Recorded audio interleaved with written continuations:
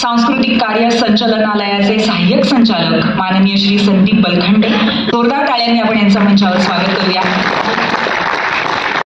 करत असतो. यावर्षी महाराणी ताराराणी ज्यांनी मराठा साम्राज्य ज्या वेळेला अगदी बुडते की काय आणि औरंगजेबाचा घास होते की काय अशा वेळेला वाटत असताना त्यांनी मराठ्यांमध्ये पुन्हा एकदा स्फूर्ती जागवली आणि मराठा साम्राज्य अबाधित ठेवले. त्या मुघल मर्दानी महाराणी ताराराणी यांचं 350वे जयंती वर्ष किंवा जन्मवर्ष आहे. त्यांच्या जन्मवर्षानिमित्त आपण वेगवेगळे कार्यक्रम या ठिकाणी करत आहोत. त्याच कार्यक्रमाचा भाग म्हणून या ठिकाणी आपण 6 वेगवेगळ्या प्रशासकीय महसुली विभागामध्ये प्रत्येकी एक कार्यक्रम महाराणी ताराराणी यांच्या जीवनचरित्रावर आधारित भव्य असा सांस्कृतिक कार्यक्रम घेतो आहोत. महाराणी ताराराणी यांच्या जीवनचरित्रावर आधारित एक चित्ररथ कोल्हापूर नगरीमध्ये करवीरपूरमध्ये आपण फिरवणार आहोत.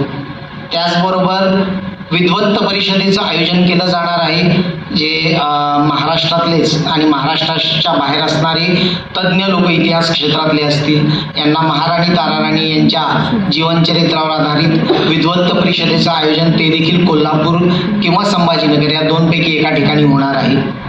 ह्या सगळ्याच बरोबर एक भव्य असा उद्घाटनाचा कार्यक्रम स्वराज्याचा इतिहास, एक असा इतिहास तो वाचताना आपल्यात आजही वीरश्री संचारते, ज्याच्या नुसत्या उल्लेखाने अंगावर शहारे येतात. असा भव्य दिव्य इतिहास. हा इतिहास जसा मावळ्यांनी स्वराज्यासाठी लढलेल्या लढ्यांसाठी ओळखला जातो, त्या सुवर्ण क्षणाचे साक्षीदार होणार आहोत.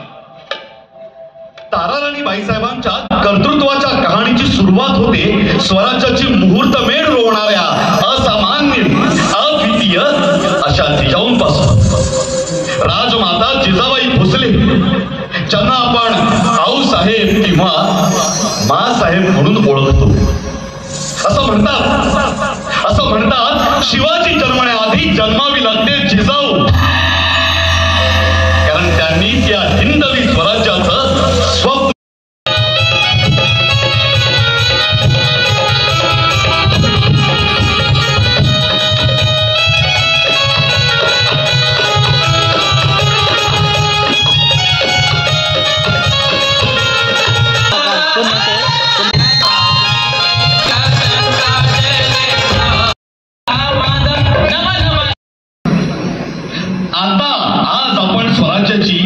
कल्पना तरी करू शकतो.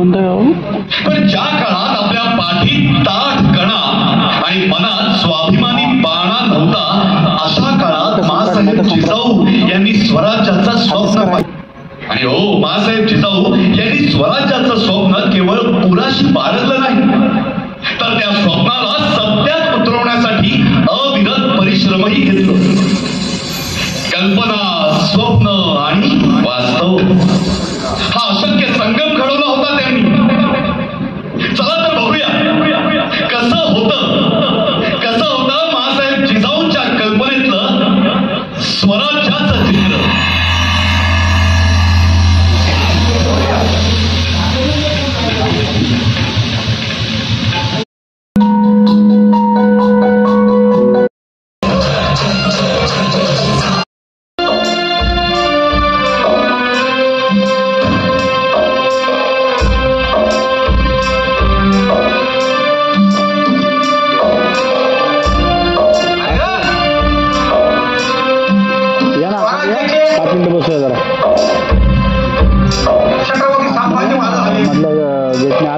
ऑडिटोरियम मध्ये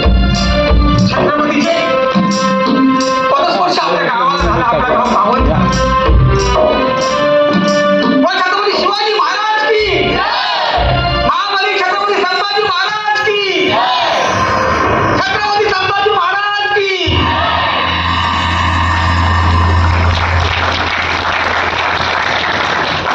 आई साहेब, हे काय करताय आपण?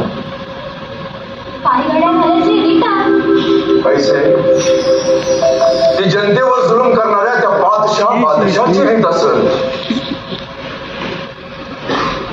आम्ही रयतेचे सेवक आहोत आणि या सह्याद्रीच्या लाल मातीच्या पायघडी पुढे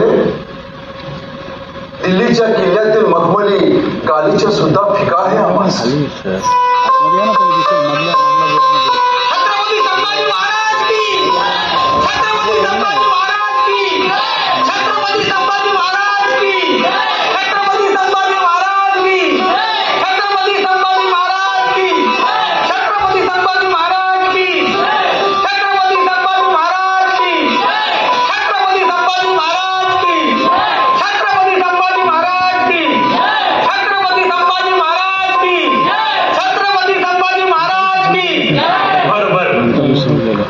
शंभूराजे आपल्या गावातच मुक्कामी आहे.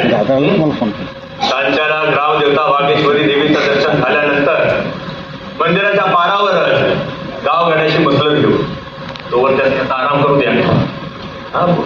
उद्या पुन्हा राहिली गाठायची. छत्रपती संभाजी महाराज की, छत्रपती संभाजी महाराज की, छत्रपती संभाजी महाराज की.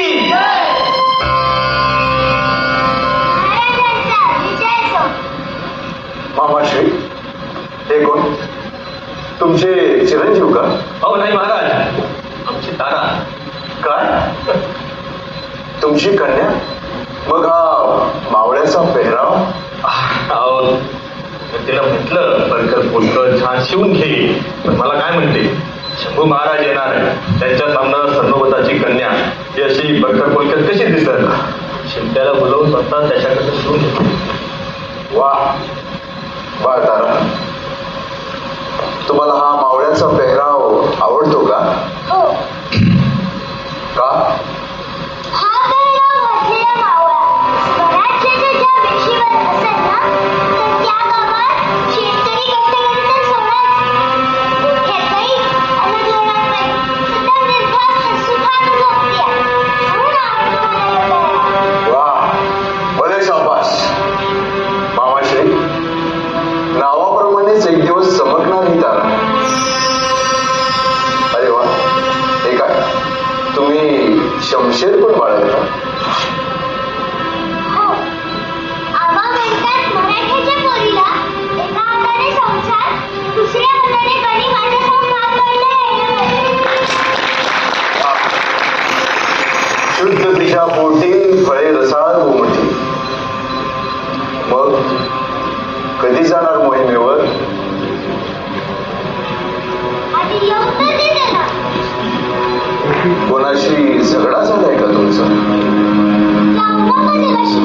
समोर आला की मानसिकीने पहा तुम्ही त्याला.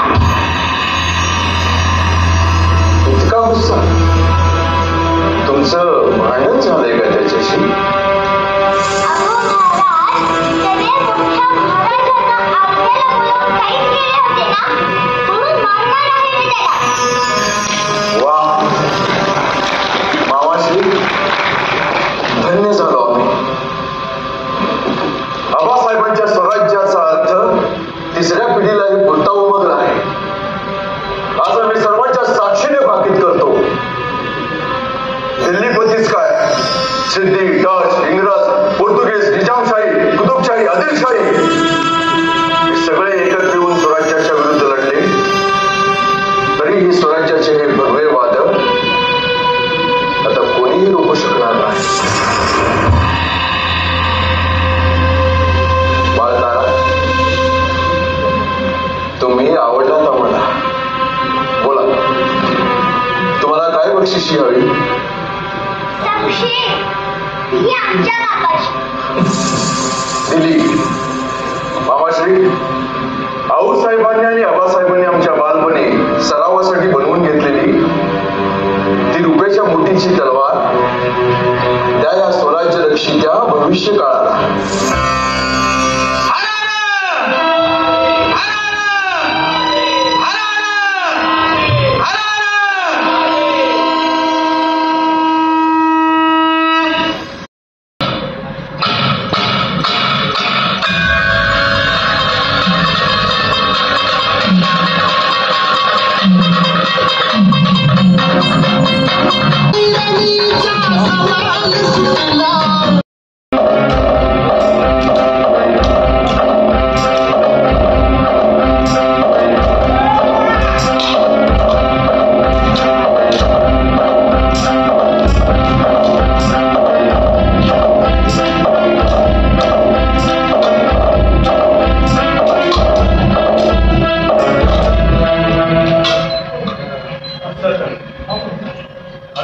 नसेल इथं कळत मंडळ असं प्रयत्न झाले चालू पोच नाचवतात ना तशी संशय नाचवती रामजी तुझा सबूत म्हणजे फक्त तोडच्या बाबा जेकीचं कौतुक करायचं म्हटलं तर असं राळावर थाळावर करून सांगशील हलक्या हाताने लटकूस आम्हाला दिसत नाही मग तुम्ही भिडा अहो तलवारीचा वार घेताना कोपरा भाऊ मुंगे येतात की नाही पाहायला असं म्हणतात चला होऊ द्या एके घात या संशय कट्यार झाली म्हणायची मोहित्यांचा रक्त आहे माझ्यात ही कटायटी झाले ना तरी लिंबू लटकून नाही फिरणार तर लिंबू चिडल्यानंच गनिमांचे गळे फिरत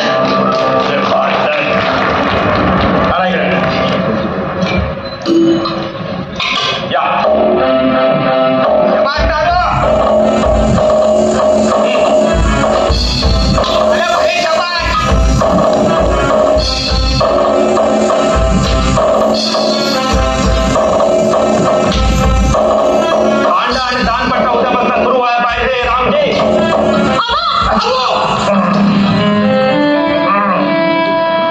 काही नाही नुसतं खर्चातलंय तू रडतेस त्याच्या काही रडू द्यायचं काय करू मला आमच्यामुळे जखम झाली आणि रक्त सुद्धा आलं मग काय झालं बाळदारा ऐक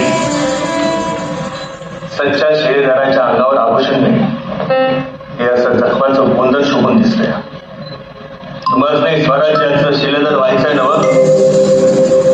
मग डोळ्यातनं आसवं नाही अंगार निघायला पाहिजे शिलेदाराच्या पात्याच्या नजरेची ढाल येतच असते ना तर सामना दुश्मन काय त्याचं थोडं विचार करून मागं सरकतात लढत असताना आपण काय हिंमत करतो त्यावर इतिहास आपली किंमत ठरवतो रक्त पाहून खचायचं नसतं बाळ मन आणि मनगट मजबूत ठेवायचं मनगट आपल्या लढाई शिकवतं आणि मन गनिमी काव्याने जिंकणं शिकवतं